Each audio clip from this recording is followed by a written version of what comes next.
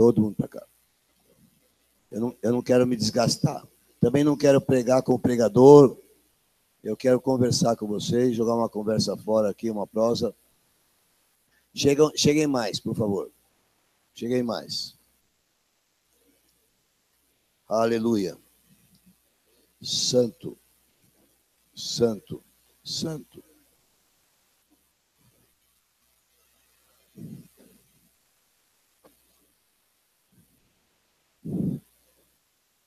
Mais. Está tudo errado aqui à esquerda. Mais. Aleluia.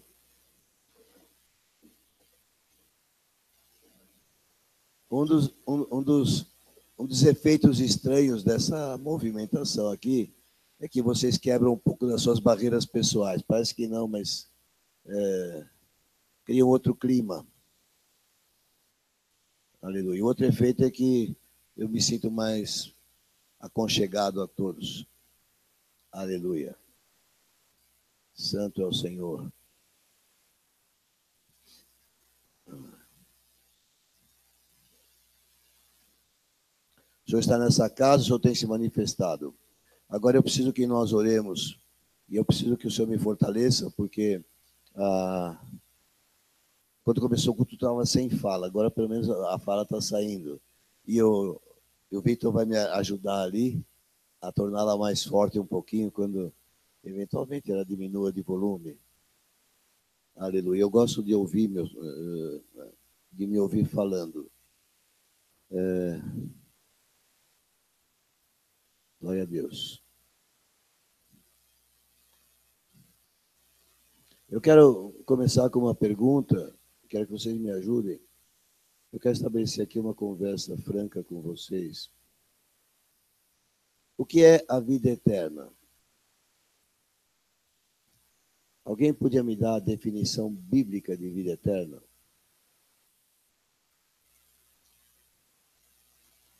Estão dando aqui uma dica. Onde está essa dica que você está me dando? A vida eterna é esta: que te conheço a ti, o único Deus verdadeiro, e a Jesus Cristo a quem enviaste. Essa é a definição bíblica. Jesus a declarou. Jesus sabe das coisas. Glória a Deus. Então, vida eterna é conhecimento de Deus. O conhecimento que nós temos de alguém pode ser extremamente variado. Você pode conhecer alguém de vista, você pode conhecer alguém superficialmente, você pode conhecer alguém porque esbarra com ele quase todo dia circulando em direção ao teu trabalho, mas há conhecimentos mais profundos, mais íntimos. E é para a eternidade, não é para algum tempo. Por isso, o nosso conhecimento de Deus tem que ser cada dia maior. E quanto mais você conhece sobre Deus, mais você tem condições de viver a vida divina na tua vida carnal aqui. É uma relação de causa e efeito. Você conhece mais dele. Eu vou falar alguns textos bíblicos para ilustrar isso aqui. Quando começa a vida eterna? Eu vou perguntar primeiro, quando termina a vida eterna? Ela é eterna, ela não termina nunca. Quando começa a vida eterna? Quem se arrisca? Hein? Ela disse, baixinho, quando entregamos a nossa vida para Jesus. O que acontece nesse dia? Jesus falou também o que acontece. Ele disse que era necessário que acontecesse com todos. Porque se alguém não passasse por esse acontecimento, não veria Deus. Hein? O novo nascimento. É necessário que vocês nasçam de novo. Está lá em João 3. Então, quando nós conhecemos Jesus pela fé e entregamos a vida a Ele, nascemos de novo. Uma nova criatura surge nesse mundo. Mas você nasceu de fato. Você assumiu um aspecto de existência quando? Quando você foi gerado no ventre de sua mãe. Não foi quando ela te deu a luz. Quando você foi gerado ali, você nasceu de fato. 9 meses antes do dia que você comemora o aniversário, aproximadamente. Alguns 7 meses, alguns mais afobados, nasceram de 7 meses.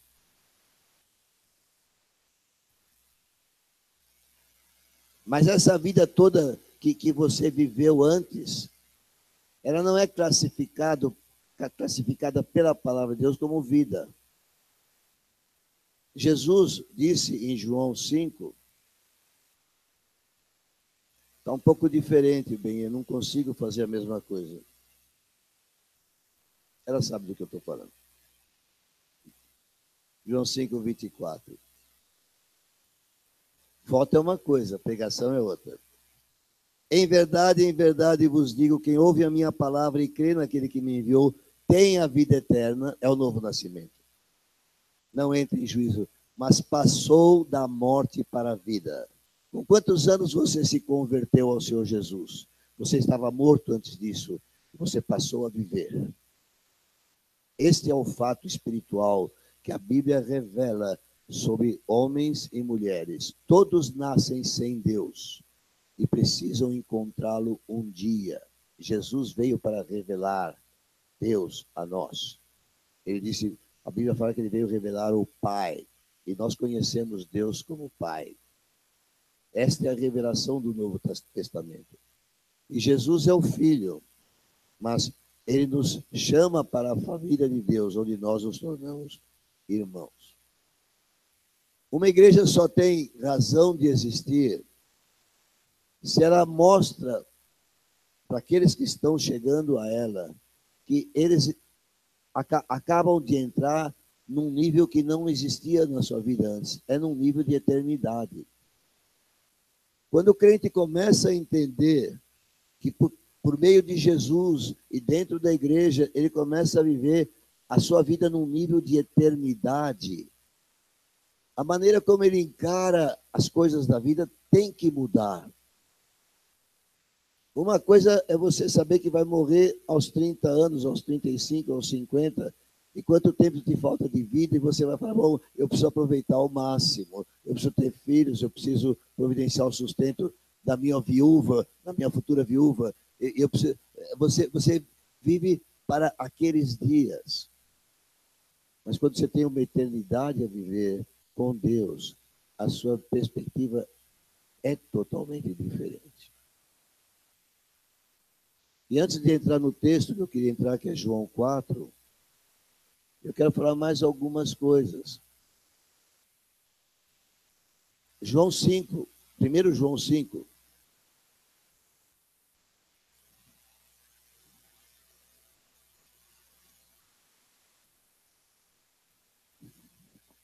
Louvado seja Deus, que está me fortalecendo neste momento. Aleluia. Versículos 11 e 12. E o testemunho é este, que Deus nos deu a vida eterna. E esta vida está no seu Filho. Em quem está a verdadeira vida? Em Jesus Cristo, Senhor. E é a nossa vida, porque Ele nos deu a vida. Aquele que tem o Filho tem a vida. Aquele que não tem o Filho de Deus não tem a vida. Se você convive com alguém na sua casa, na sua família, debaixo do mesmo teto, e esse alguém não conhece o Filho de Deus como seu Salvador, ele é diferente de você. Você tem vida e ele não tem. Não se atreva a dizer aí, isso a essa pessoa, ela não vai entender, capaz dela te bater. Não é uma coisa que você tem que ficar falando para os outros, mas você sabe, você tem uma vida.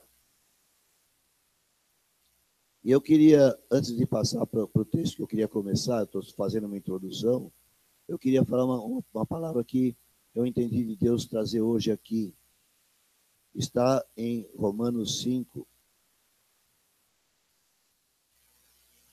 Isso introduz, eu acho que vai me ajudar depois onde eu quero chegar nos finalmente. Quem falou aqui para não fazer testemunhos? Você falou? Eu falei alguma coisa para você?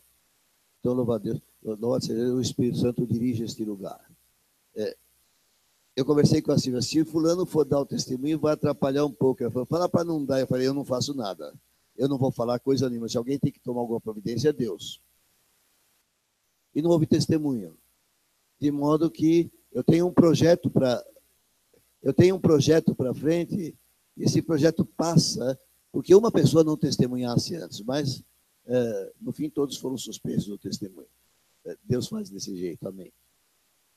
Romanos 5. Eu fico muito feliz, porque me dá certeza daquilo que estamos fazendo. Porque se nós... Não, eu vou ler o 9 e o 10. 5, Romanos 5, 9 e 10.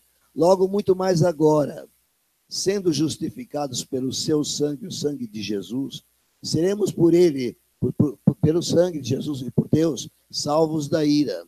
Porque se nós, quando inimigos, fomos reconciliados com Deus mediante a morte de seu Filho, muito mais, estando já reconciliados, seremos salvos pela sua vida. Muitos crentes podem ouvir isso aqui como uma novidade. Parece que Deus te salvou do inferno e falou, agora viva como você puder para me agradar. Vire-se. Mas a instrução da Bíblia é outra. A instrução da Bíblia é que nós vamos ser salvos pela vida. Mas você não foi salvo por causa da morte de Jesus? E não foi o sangue que te purificou, que te tornou justo diante de Deus? Foi ou não foi? E como é que é isto? É que a partir daquele momento em que você nasceu de novo, você já começa a viver uma nova vida. E essa vida só é possível em plenitude quando a vida de Cristo está assimilada, compreendida por nós. Porque as coisas que nós vivemos são pela fé. Se um crente não é instruído que ele vai viver pela vida de Cristo, ele vai viver na sua força, na força do seu braço, e não vai dar certo. Porque Deus não planejou isso. A religião ensina ao incrédulo, faz o possível para agradar a Deus e você vai chegar lá. Não vai chegar nunca. Fazer o possível para agradar a Deus é a força do braço. Mas a fé diz, você é salvo pela vida de Cristo. Por isso reitera o fato de que nós precisamos conhecer cada vez mais Jesus. Porque é a vida dele que vai regular a nossa. Se a nossa vida for sujeita, eu sei que vocês não podem vir para cá, vocês têm suas tarefas aí, mas se a nossa vida não for sujeitada à vida de Cristo, nós não vamos alcançar os objetivos em vida. Deus vai ter que nos recolher antes, para fazer conosco o trabalho lá em cima. Isso explica Gálatas 2:20. É só a introdução, queridos. Vocês não queiram saber como vai demorar para acabar esse culto. É para desanimar eles um pouco. Isso eu aprendi com o House. Gálatas 2:20. Logo, já não sou eu quem vive, mas Cristo vive em mim. E esse viver que agora tenho na carne, vivo pela fé no Filho de Deus, que me amou e a si mesmo se entregou por mim. Primeiro efeito do amor, somos salvos da morte. Seguro contra fogo. Mas o efeito mais importante é aqui. A vida de Cristo nos foi dada. É uma vida de ressurreição. É uma vida de poder. Quando nós conhecemos a Jesus ao ponto de nos identificarmos com Ele, reconhecemos que aqui é Ele que vai fazer, aqui é Ele que vai fazer, aqui é Ele que vai fazer, não importa mais o que eu penso ou o que eu quero. Importa o que Deus é e como Ele é. Posso ouvir um amém? Aleluia. Eu quero chamar a atenção de vocês para João capítulo 4.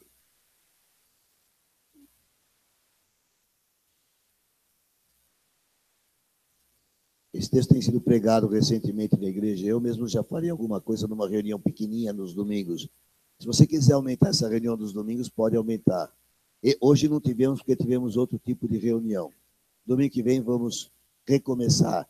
E, Gláucia, nós vamos recomeçar para a reunião maior. Aqui seria hoje. Ok? Nós não vamos começar pela reunião pequena domingo que vem, é pela maior.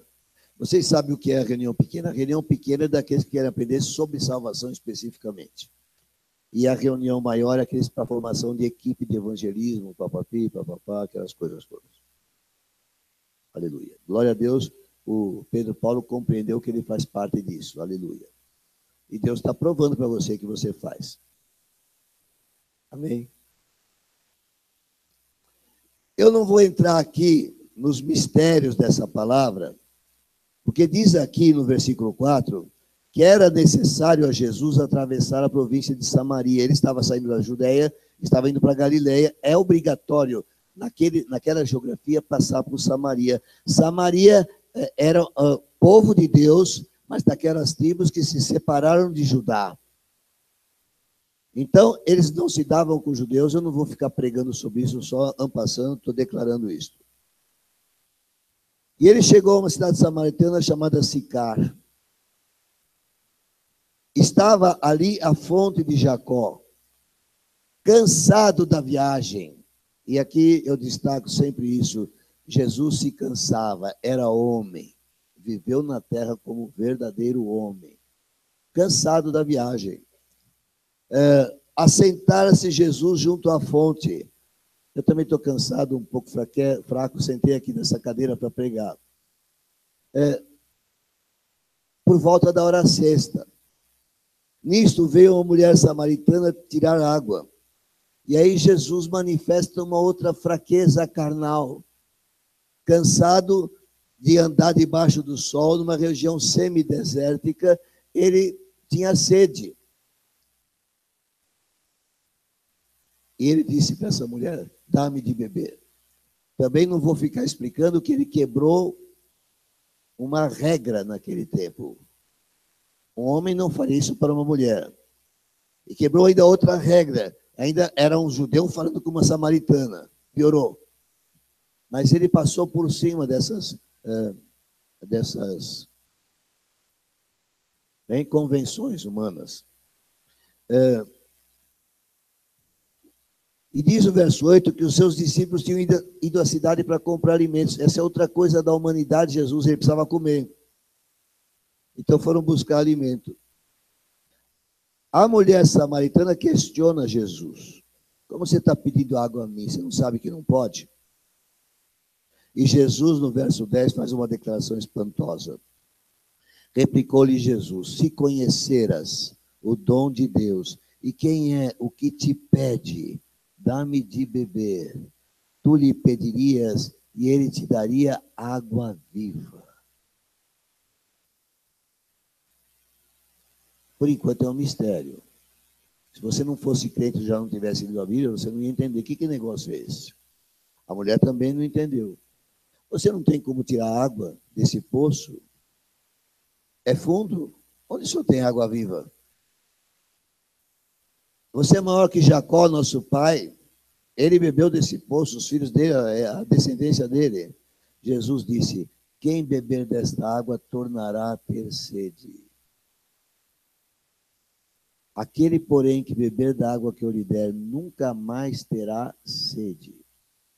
Pelo contrário, a água que eu lhe der será nele uma fonte a jorrar para a vida eterna.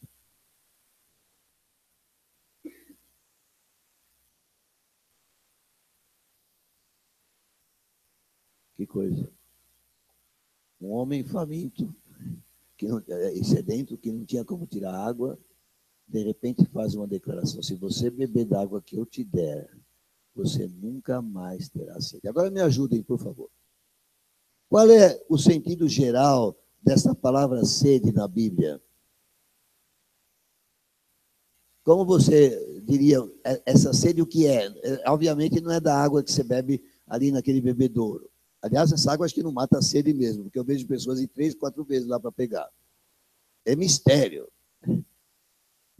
Eu nunca vi tomar tanta água. Lá em casa eu não tomo água assim. Eu tomo na hora do almoço, na hora da janta. Né? Mas as pessoas vão lá 10 vezes no mesmo culto. Mas não é isso o assunto. Isso aqui é só uma sutileza. Mas o que é sede no sentido bíblico? Sede da palavra. Bom, aqui falou uma pessoa que conhece as coisas da religião ou do cristianismo.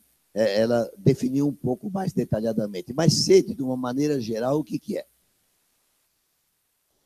É uma necessidade. Eu diria, é uma vontade de. Vontade do quê? Uma carência.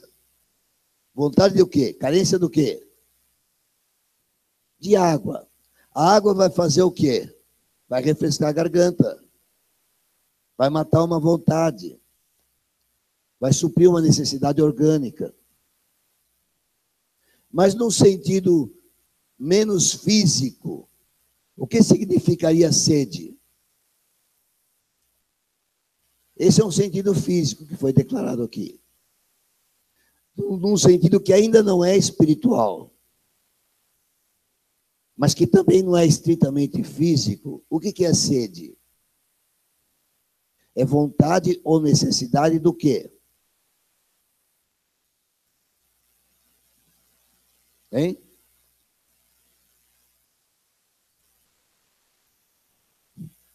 Você fica com uma grande necessidade de ser consolado. É uma sede. Você precisa de consolo. É sede. Aquela pessoa que pode, com suas palavras, te consolar, ela mata a tua sede. Você pode ter muita fome, uma necessidade de comida. Alguém que é capaz de vir e trazer alimento está matando esta fome, que seria chamada de sede, mas esse é um sentido físico.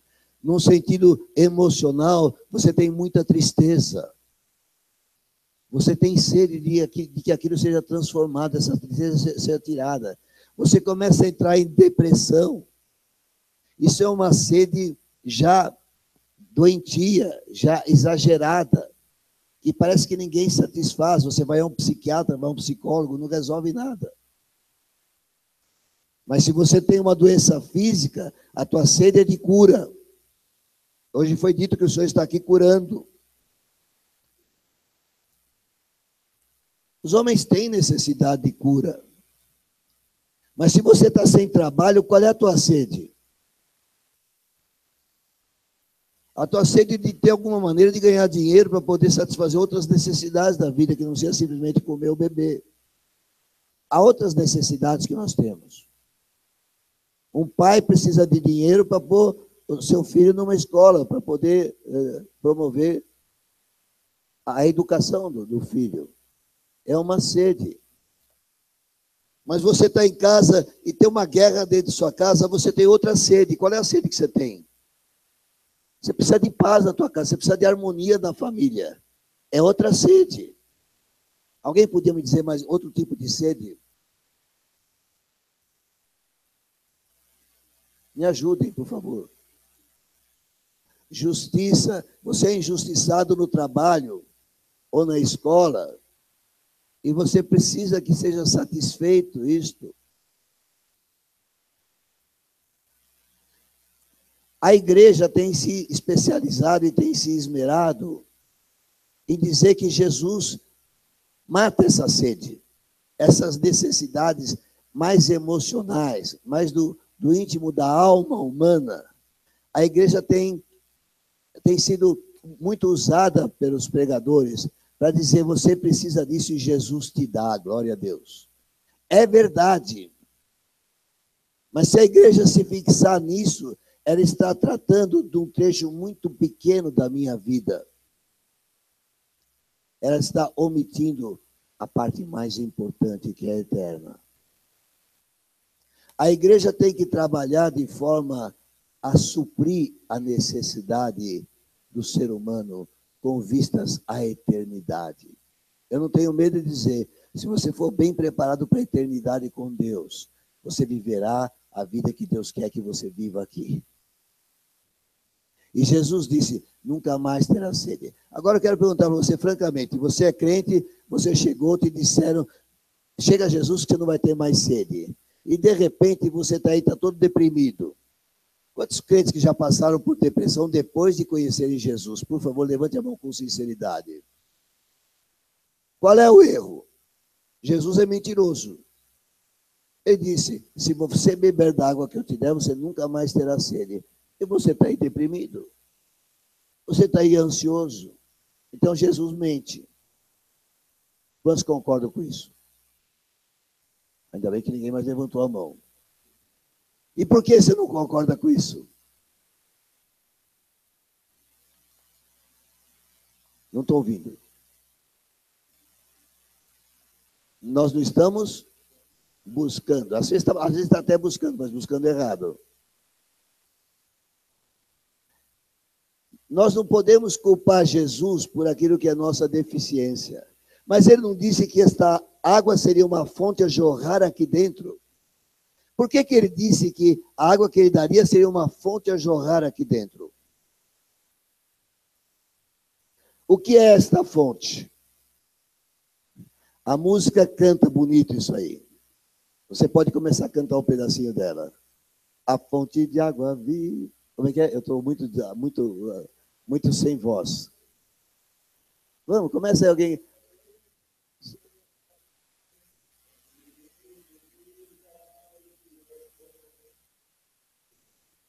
Outra vez, a fonte de água viva.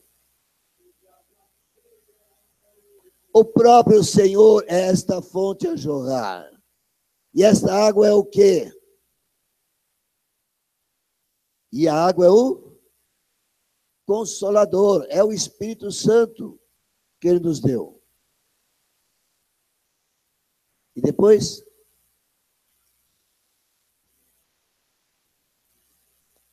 a vida e o louvor começam a fluir. Jesus resolveu esse assunto pondo uma fonte em mim e em você. Quando você está ansioso, para quem que você liga? Quando você está com problema na tua casa, para quem que você liga? Quando você precisa de uma ajuda, para quem que você liga? Eu não estou dizendo que está errado. A igreja foi posta por Jesus, é o seu corpo. Ela tem várias funções, ela tem vários membros, ela tem várias atividades, atribuições. E há pessoas que são ungidas por Deus para lidar com problemas de pessoas. Mas é uma anomalia, porque quando Jesus disse, você se beber dessa água não tem mais sede, ele disse uma verdade absoluta. Você pode passar a viver o tempo todo sem esta sede, se você souber se dirigir à fonte que está dentro de você e tomar desta água. Ao invés de você ficar com a cabeça cheia de minhocas, brigando com um, com o outro, porque ele é assim, porque ele é assado, porque era desse jeito, e aí a sede aumenta dentro de você, a ansiedade, porque essa sede é a ansiedade, a ponto de você ir no psiquiatra e gastar seu dinheiro precioso ali, daí você precisa chorar a pitanga porque também não tem recurso. E depois você vai na farmácia e gasta com um monte de remédio para dormir. E aí você vai chorar porque não tem dinheiro. E a fonte está dentro de você. Então, uma igreja que edifica bem os seus membros precisa saber edificá-los para serem independentes ou não dependentes dos seus pastores, dos seus líderes. Dos seus pastores, elas têm que receber ensinamento da palavra. Porque esse ensinamento, estando firme dentro de vocês, vocês vão saber recorrer à fonte que é Jesus. Mas uma igreja errada vai tornar vocês dependentes do Dicram, porque assim vocês vão ter que ligar para ele. E depois que ele ajudar vocês e vocês ficaram aliviados do seu problema, vocês vão ter que mandar o dinheiro para a conta dele para poder pagar o serviço. Estou brincando, ninguém faz isso. Mas seria justo, já que você paga o psiquiatra. Não sei se vocês estão entendendo o que estou falando. Eu não quero que você mande dinheiro para mim. Não faça isso. Mas parece absurdo, mas as igrejas tornam os crentes dependentes de si, delas. E não é isso a função. A fonte está aqui. O que você precisa saber? Você precisa saber chegar na água e beber. Ela está dentro de você, você carrega ela com você. Só um exemplo, porque eu não posso abrir muito a Bíblia para ver isso. Mas acho que talvez eu faça 2 exemplos hoje. Um deles, você está em Filipenses. Alguém falou em Filipenses hoje aqui, Filipenses 4. Alguém falou desse texto, eu acho. Pregou ontem. Por que você avançou na minha pregação, Glaucia? Que atrevimento aqui tem. Essa igreja é assim, viu? Você vai no lugar, o cara já pregou. Terça-feira, alguém tocou em João 4. Olha lá, outro que roubou a pregação. É um bando de ladrões aqui. No bom sentido. Se é que tem um bom sentido para isso. Filipenses 4. Não andeis ansiosos por coisa alguma. Em tudo, porém, sejam conhecidas diante de Deus as vossas petições. Pela oração e pela súplica com ações de graça. Não fica com sede, você tem a fonte dentro de você, é o que ele está falando. Fala para a fonte. O que você tem? O que você precisa? Você vai fazer o pedido a ele em oração e em súplica. Mas são 3, é um tripé, são 3 pontos. A oração, a súplica e a ação de graças. Por que a ação de graças? Você está com a fonte aqui, você está indo lá e está bebendo água. Por que ações de graças? Porque você sabe que ele é a resposta para todas as suas necessidades. Então, antes de receber o alívio da sede, você já agradece. O simples agradecimento a Jesus pelo que ele é na sua vida já começa a te aliviar. Antes de receber a bênção, como eles costumam falar, você já recebe a sensação que ela traz. Isso está expresso no versículo seguinte. Eu nunca consigo falar a mesma coisa um que o outro, hoje é tudo diferente. E a paz de Deus, a sede aliviada. É isso a paz de Deus. E a paz de Deus, que excede todo o entendimento, guardará o vosso coração e a vossa mente em Cristo Jesus. Posso abrir uma coisa, Ana Cristina? Você vai ficar acanhada se eu abrir? Você vai lidar com a sua filha como Jesus lidaria. E quando você aprender a lidar com a sua filha como Jesus lidaria, você vai encontrar descanso nesse departamento. Não é com a palavra do pastor. A filha dela falou para ir na casa dela fazer uma oração. Eu falei, não vou fazer oração nenhuma aí. Falei para ela, não tem, você vem aqui na igreja, por que eu vou na tua casa? Ela não queria oração, ela queria que falar mal da mãe dela, mas tudo bem, deixa esse departamento para ela. Eu estou abrindo um pouquinho aqui, porque a gente precisa te ajudar em oração também. Mas você precisa se ajudar. Quanto tempo você viveu antes de conhecer Jesus de fato? Não precisa falar a tua idade. Mais de 30 anos sem conhecer Jesus de fato. Você acumulou um monte de procedimentos errados. Agora, você precisa ir à fonte, porque você vai ser salva pela vida de Cristo. Como é a vida dele. E você aprendendo como é a vida dele, você vai reagir com a tua filha conforme Cristo reagiria. E quando você começa a orar isso com fé, a paz começa a vir aqui, a guerra começa a acabar. Porque quando um não quer, 2 não brigam. Eu vou dar um segredinho para você que tem guerra em casa. Quando um não quer, 2 não brigam.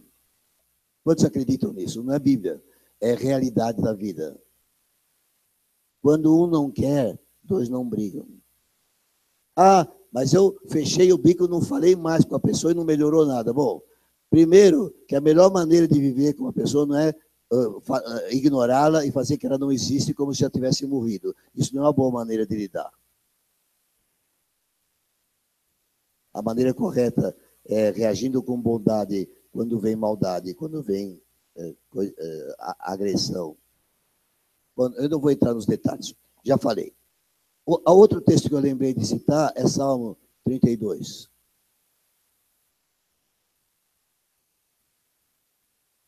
Salmo 32.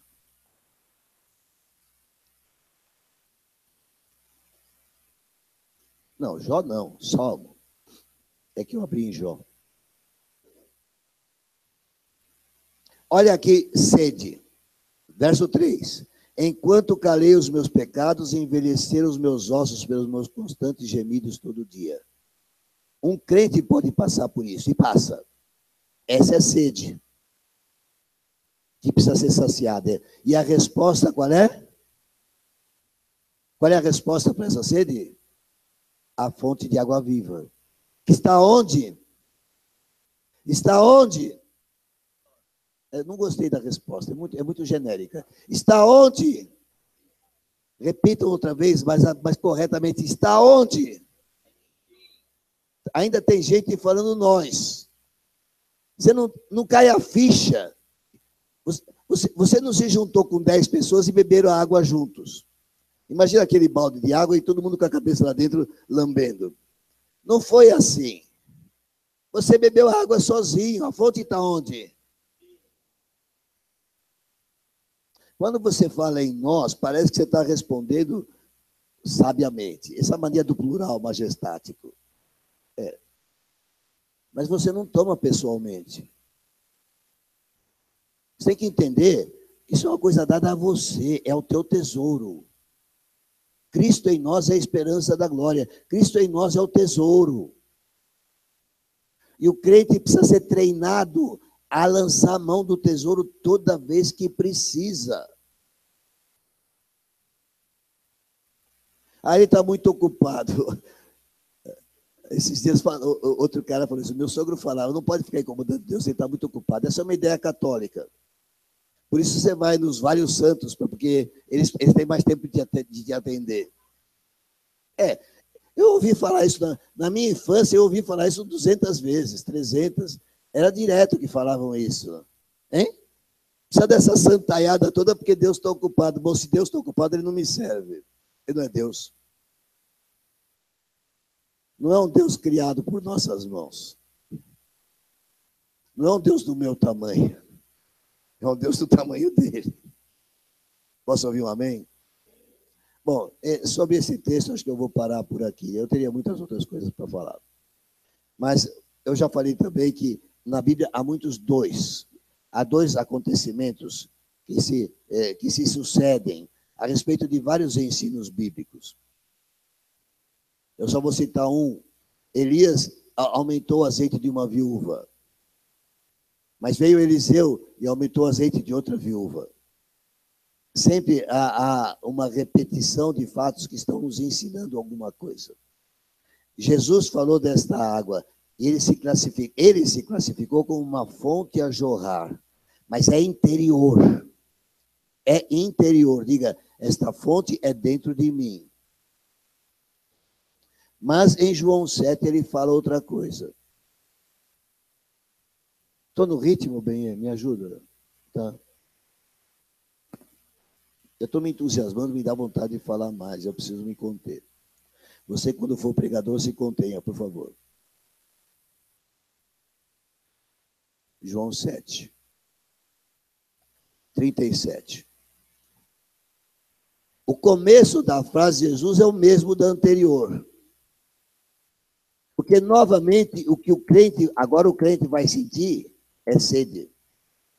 Mas essa palavra pode ser dita também para o incrédulo, porque ele tem que começar bebendo da fonte, que é Jesus. Mas só que aqui ele abre o leque, ele estende mais. Então vamos ler. No último dia, o grande dia da festa, levantou-se Jesus e exclamou: se alguém tem sede, venha a mim e beba. Mas agora ele não fala quem beber da água que ele der, ele fala: se alguém crer em mim, como diz a Escritura. Como você entende essa fala de Jesus? Crer nele como diz a Escritura. Me ajudem, povo de Deus. Como é que é crer em Cristo, como diz a Escritura? Essa maneira de falar tem duas interpretações básicas. Uma delas é que você creia nele de um ingrediente de fora da Escritura. É só como diz a Escritura. Mas, de repente, a Escritura fala, ele morreu pelos teus pecados e o seu sangue pagou-os na cruz. É uma verdade? Mas é tudo? É uma pequena verdade, gloriosa, porque ela nos dá a salvação, a vida eterna. Mas não é toda a verdade. Então, outra maneira de ouvir isto é, quem crer em mim, como diz toda a Escritura na sua revelação sobre mim. Quantos já aprenderam que este livro fala do Filho de Deus, Jesus Cristo, o Salvador, de capa a capa? Quantos já aprenderam isso? Por isso que eu falei que a vida eterna é conhecimento de Jesus. Conhecer aquele que foi enviado pelo Pai como Salvador. Tudo o que nele se contém. A Bíblia diz que a Bíblia revela que nele estão escondidos todos os tesouros da sabedoria que pode haver no mundo. Obviamente, nenhum de nós vai ter a capacidade em vida de atingir todo esse conhecimento. Mas aquilo que está revelado foi dado a nós e aos nossos filhos. Então, vamos conhecer mais. Vamos ler mais essa palavra. Vamos nos deter a pensar sobre como Jesus fazia uma coisa, como ele agia diante de outra coisa, como ele reagiria na situação que está na minha frente. A Bíblia fala que ele é capaz de nos conceder infinitamente mais do que o que pedimos ou pensamos. Fala de Jesus, isso. Você crê nesse Jesus? Agora, então, ele fala, quem crer em mim, como diz a Escritura, e quanto mais você crê, melhor.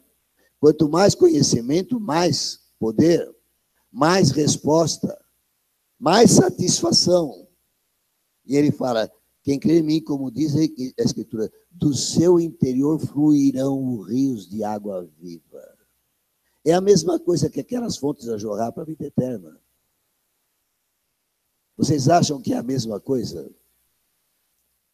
Ali ele está falando com uma mulher.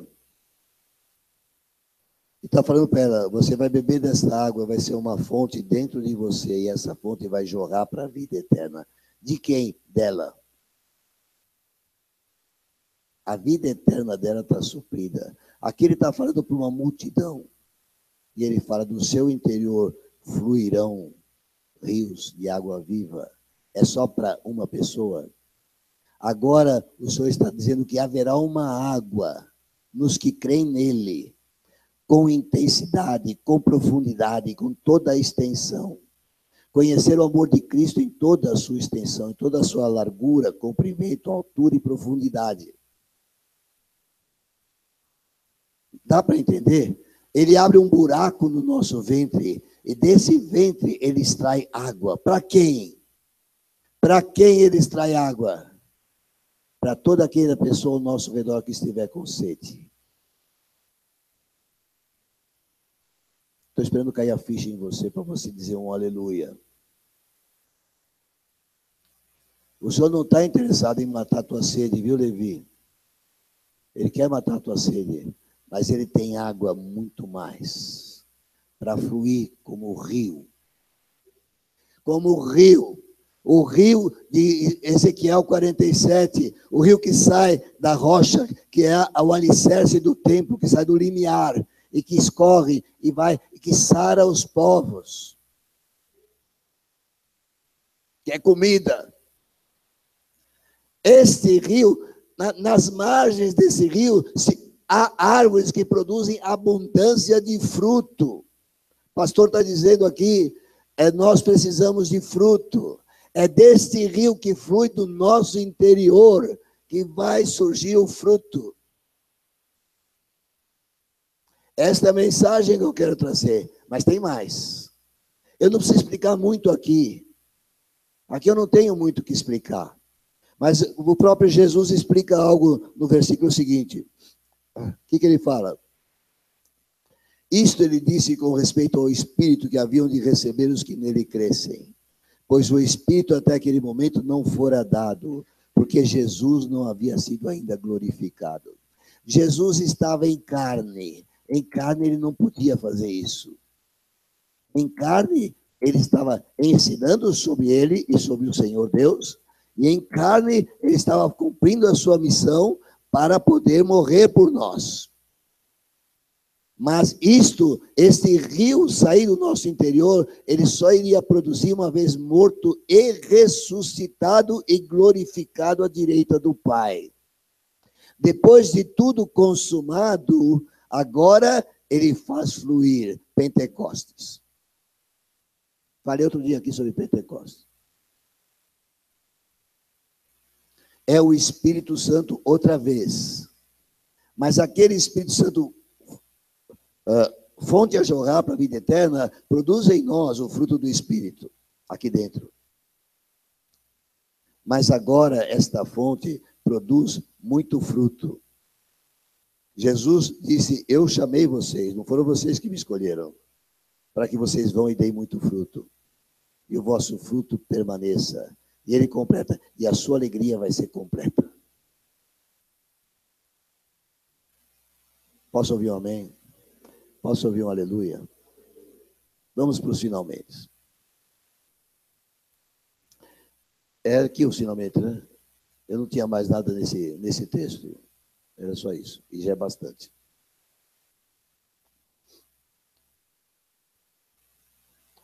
Aleluia.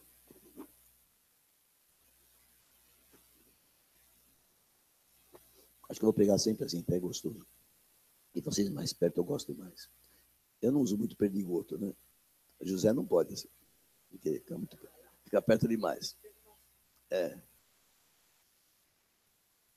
Edu, acho que você vai trabalhar um pouco. Há algum tempo atrás, num retiro, eu tive uma imagem visual que eu achei até que era uma coisa porque surgia uma peça. Mas depois aquilo não foi para frente, foi para 2, 3 pessoas. Sabe quando você tem aquela visão, depois você vai perdendo? O que eu enxerguei foram pessoas saindo. É como se estivesse reunido aqui e saíssem 2, 3 pessoas. E eu via, a visão que eu tinha, ou era uma sequência de casas com suas portas, ou sabe aqueles motéis americanos de estrada que tem aquelas portas. Mas 2 ou 3 pessoas, não lembro exatamente, estavam andando assim, como quem foi enviado. E essas pessoas estavam rodeadas por uma névoa fina, bonita, não é uma coisa ruim, é uma coisa muito boa. E essa névoa cercava essas pessoas. E onde elas estavam indo, essa névoa estava indo. E elas bateram numa porta e a porta se abriu, elas entraram, essa névoa entrou na casa. E é interessante a figura, porque o Deus que vai adiante e que por trás está, viu, Josué? O Espírito Santo fala. O Deus que vai adiante e que por trás está. E depois, a mesma passagem fala outra coisa sobre o Senhor. Ao lado, como é que fala a letra? O Deus que vai adiante e que... Deus dos exércitos que ao meu lado estás. Essa nuvem nos envolve. É o Espírito Santo de Deus. Quando você vai como enviado de Jesus a alguma casa, ele vai na frente, fazendo apresentação, quebrando barreiras. Ele vai atrás porque ele nos guarda de ataques sorrateiros. E ele vai ao nosso lado porque ele nos sustenta, ele nos levanta. Ele nos habilita, ele nos dá força. O Deus que vai adiante e que por trás está, Deus dos exércitos que ao meu lado está. Eu quero que você venha aqui e testemunhe o que você testemunhou para mim. Foi quando que você falou que para mim, aquelas coisas? Foi lá na casa do Nau, cemitério. Foi lá na sala da casa do Nau. A Silvia não ouviu. Eu pensei que ela estava ouvindo, mas não ouviu. você vai dar esse testemunho. O Pedro Paulo podia vir também, mas eu tenho a impressão que você pode testemunhar por ele também. Vem aqui por cima, faz um trajeto meio corrida de obstáculos. Se você achar necessário, Pedro Paulo, pois senão você só fala o que ele fez. Amém. Na sexta-feira, nós fomos no culto na casa do Fernando e da Érica, Colette. E tinha uma moça lá que eu nunca tinha visto. E no final do culto, quando ela estava indo embora, quer dizer, durante o culto, o Pedro Paulo perguntou se alguém tinha oração, e ela falou que tinha uma causa de oração, que o marido dela tinha tido um infarto, estava muito mal. Estava falando que, até em morte, que preferia morrer do que viver daquele jeito. No final do culto, quando ela estava indo embora, aquela coisa, traz ele no próximo culto, tal, não sei o quê.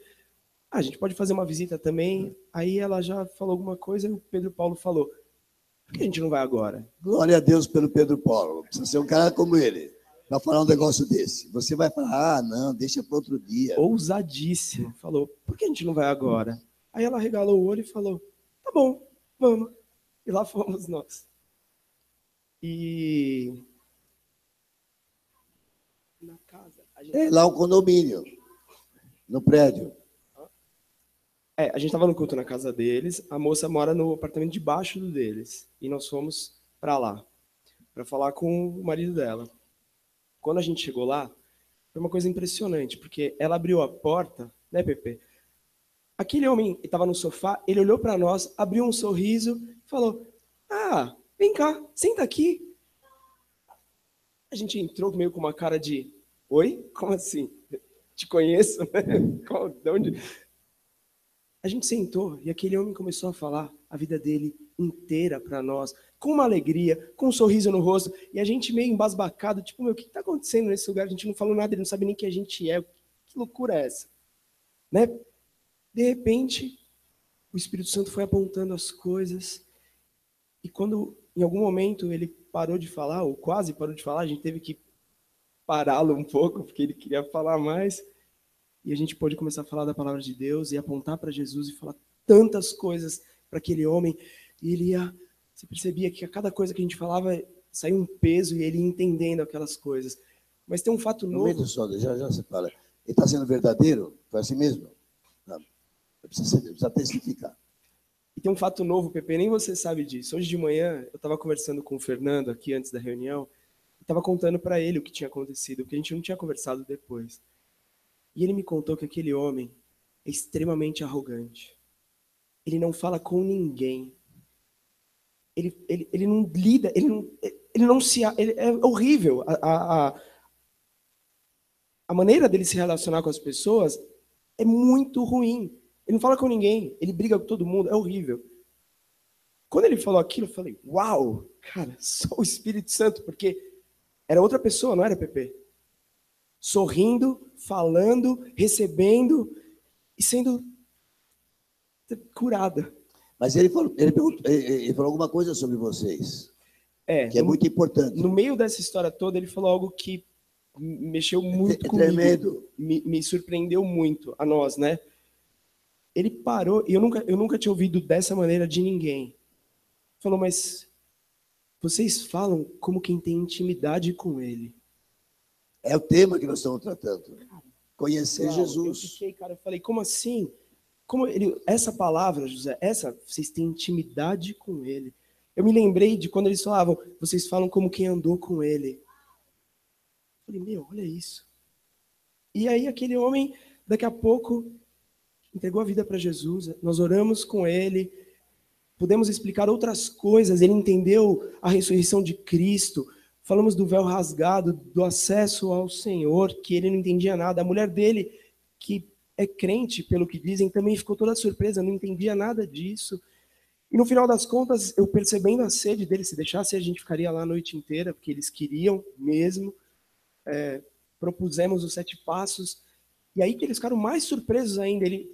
E aí eu entendi, depois do que o Fernando me falou, ele falou, vocês fariam isso por mim?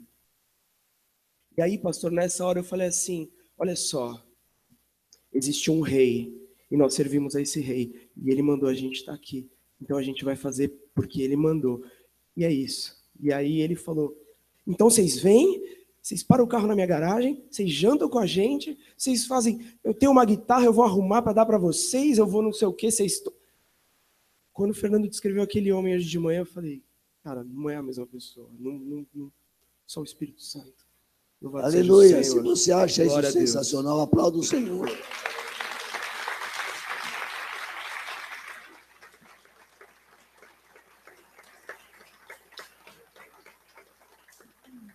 E eu, sábado, podia ouvir o testemunho para vir trazer essa palavra aqui, porque ainda tem a cereja do bolo ainda está aqui. Mas eu sei que o Lipe e a sua esposa, mais o Mário, né, e a Cristina, foram a outro lugar. Eu só não sei se você tem um testemunho para dar, porque eu não conversei com você, mas se você tem, vem aqui. Eu sei, as visitas estão aí, não precisa... Eu sei, veio ela, veio a irmã, glória a Deus. Elas querem falar? Bom, primeiro eu vou pedir ao Lipe ver o ponto de vista dele. Depois vou te abrir uma oportunidade. Na quarta-feira, a Cristina entrou em contato com a Kelly. A Andréia passou por um processo parecido, né? Ela estava passando por alguns problemas de saúde. O Mário e a Cris conversaram com a gente foi até a casa dela, oramos por ela. A mudança no rosto dela foi perceptível na hora, quando a gente orou com ela. Ela está aqui fazendo 7 passos com a gente, começou a 3ª lição já. Está sedenta. Sede. E aí, na quarta-feira, ela entrou em contato com a Cris, que o irmão dela estava com alguns problemas, também de saúde, pedindo para a gente orar por eles. Vamos lá. Fomos na quinta para orar por ele. Né? E quando chegamos lá, estava ele, o pai, a mãe, a esposa, a outra irmã. E o resultado foi que os 5 aceitaram Jesus naquele dia. Aleluia. E mais a filhinha pequenininha, as duas, né? Tanto da Andréia quanto do André. André não, da Adriana. Andréia e Adriana. Beleza, né? Para a gente lembrar os nomes. E hoje foi muito interessante. Porque o André também, do mesmo jeito. A irmã falou para a gente hoje, tipo assim, a fisionomia dele mudou no mesmo dia. Aleluia. E para vocês verem, ele estava com um transtorno bipolar. Então, às vezes, ele devia fazer alguma coisa que nem ele sabe o que ele está fazendo. Elas falaram hoje aqui para a gente. Aconteceu alguma coisa muito ruim com ele na sexta-feira, que ele foi para o Rio. Na terça-feira que ele foi para o Rio de Janeiro, foi para uma festa lá. No Rio, arranjou uma encrenca lá no Rio de Janeiro. Na quarta-feira ele voltou para São Paulo, fica com os pais. Na quinta a gente orou. Ele não lembra do que aconteceu no Rio de Janeiro, que foi no começo da semana. Mas ele lembra do que aconteceu na quinta. Ele lembra que ele aceitou Jesus. E que a vida mudou dele completamente. A gente orou pela cura dele. E era nítido que mudou. O físico, mas principalmente o espiritual e a emoção dele. A esposa que teve problema com ele está se reaproximando dele. Né? A Andréia, apesar de ser pequenininha, não se cabe nela. E por isso que eu vou chamar ela para... Senão não vai sobrar para ela. Pode ver as duas. Glória a Deus. Se você acha sensacional o que aconteceu, dá um aplauso ao Senhor. Dá licença. Passa a ver. Olha, gente, foi muito lindo o que aconteceu lá na minha casa na quinta-feira. Até me emociono de falar. Porque, assim, eles chegaram lá e na hora que a Kelly sentou do lado da minha irmã, a minha irmã já começou a chorar. Ela está aqui hoje. Ela já começou a chorar. Se ela não falar a verdade, você cobra dela aqui, viu? Eu quero que você confirme. Ela já começou a chorar. E meu irmão estava sentado, também já começou a chorar. Aí a Kelly orou lá, tudo por eles. E assim, todos da minha casa aceitaram Jesus. Todos. E foram nítidos, assim. E chegou um momento que a Kelly estava orando pelo meu irmão e eu estava atrás. E aí o Mário pegou e falou assim, dá licença, André, deixa eu ficar atrás dele, porque o corpo dele, assim, estava... Tava oscilando. Isso. E aí depois, aí estava todo mundo orando. E aí depois a Cristina estava orando muito forte. E aí minha irmã saiu da onde ela estava. Isso é nítido, assim. Da onde ela estava aqui, a Cristina estava aqui. E ela pegou e caiu aqui no peito da Cristina e começou a chorar. Mas ela chorava desesperadamente, assim, sabe? E a gente orando, orando, orando. E ela foi parando, parando. Ela está aqui hoje. E depois ela sentiu uma leveza de corpo e de alma. Foi muito Glória a lindo o que Deus. aconteceu. Glória a Deus. Olha, esse é um testemunho mesmo, porque foi muito Amém. bonito. E o meu irmão Aleluia. falou, ele mandou assim pelo WhatsApp para mim, falou assim, Andréia, eu estou bem, né? Porque eu estou com medicamento, mas eu fiquei melhor depois de quinta-feira. Amém.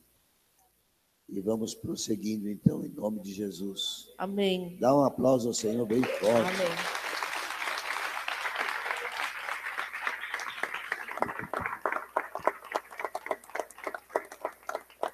Louvado seja Deus, não é, Glaucia? Porque a gente tem reunido e tem perguntado como é que estão as visitas, como é que estão as equipes. Poucas equipes ainda. Esse trabalho é para espalhar por toda a igreja. Essa é a nossa missão. Jerusalém, Judéia, depois Samaria e tudo mais. Mas, amados, essa é a nossa função. A primeira água é para a nossa salvação, mas ela vai daqui até a vida eterna. Esta outra não é para nós, é para os outros ao nosso redor. E Deus vai adiante, está por trás. Deus dos exércitos está ao nosso lado. Agora, meus queridos, eu quero pôr a cereja no bolo. 2 Coríntios, capítulo 2, 14. Acharam? 2 Coríntios 2, 14. Graças a Deus que em Cristo sempre nos conduz em triunfo. Não é na força da carne, é na unção do Espírito. Encha-se do Espírito e vá. Ele vai conduzir em triunfo. E por meio de nós, Deus faz esta obra por meio de nós. Mas agora eu quero aperfeiçoar essa palavra para você. É por meio de quem? É por meio de quem? É por meio de quem? Ah, Roberto, por meio de você. Por que não? É o mesmo Jesus que está aí, que está aqui? Por que é só aqui e não aí? E por meio de nós, manifesta em todo lugar a fragrância do seu conhecimento. Este cheiro, este perfume. Por isso que eu fiquei... Vocês não sentiram perfume, vocês duas, hoje? Ela sempre vem para mim e fala, eu sinto perfume aqui, eu sinto um perfume. Hoje não veio falar. E por que não me falou? É por isso que eu brigo com ela em casa e bato nela, mas... Ela não tem o direito. Eu estava esperando essa palavra do louvor. Mas então conta o que vocês sentem. Conta.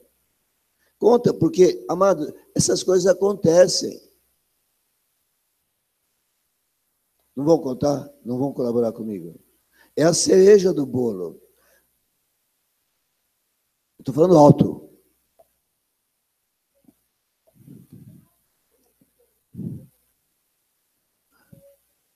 Um dos dons que Deus dá no cântico, no louvor, é que ele manifesta um perfume.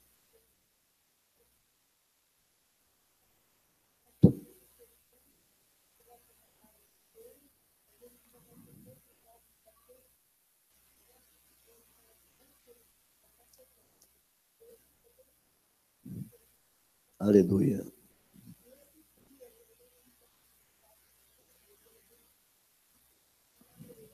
Sinta você também, receba você também em nome de Jesus. Amém?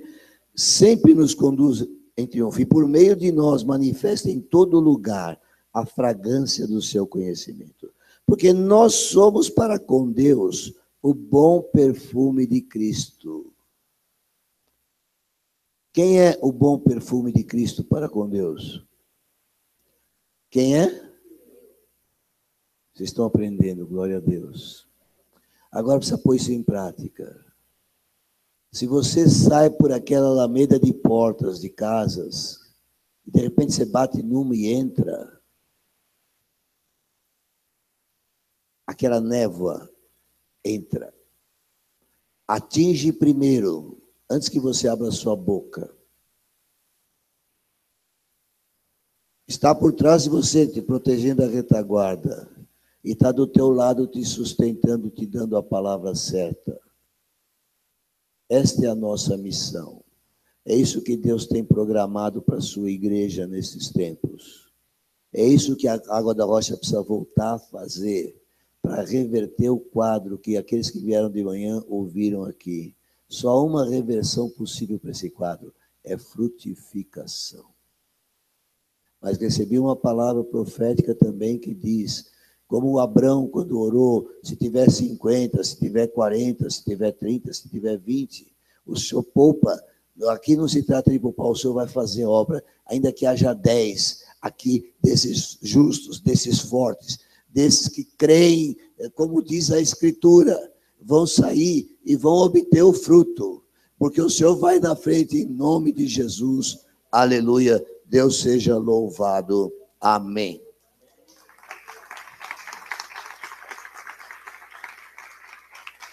Ao Senhor toda a glória.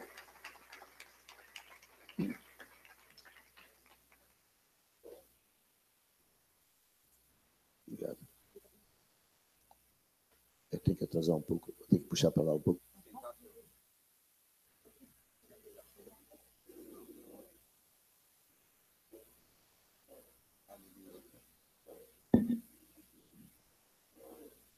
Efésios 3,19 diz assim: e conhecer o amor de Cristo, que excede todo entendimento, para que sejais tomados de toda a plenitude de Deus. Então eu queria, amados, dizer assim: comigo vem exaltá-lo. Quem? Jesus, Cordeiro de Deus. Por quê? Eu estava condenado, e você também. Mas, pela cruz, me chamou, no seu sangue a vida, cura e gozo. E merecida vida, de graça eu recebi. Então, toda glória seja a Jesus. Só Ele. Esses foram os hinos que nós cantamos no louvor. Se pudesse, a gente repetia tudo de novo. Porque isso é a ceia. É um momento de celebração e de dar glória por aquele que deu a vida dele. Por mim, por você. Aquela vida imerecida, mas eterna. Amém? Então, venha pegar o suco de uva, o pedaço de pão. E enquanto você comer, toda a glória seja dada ao Senhor Jesus.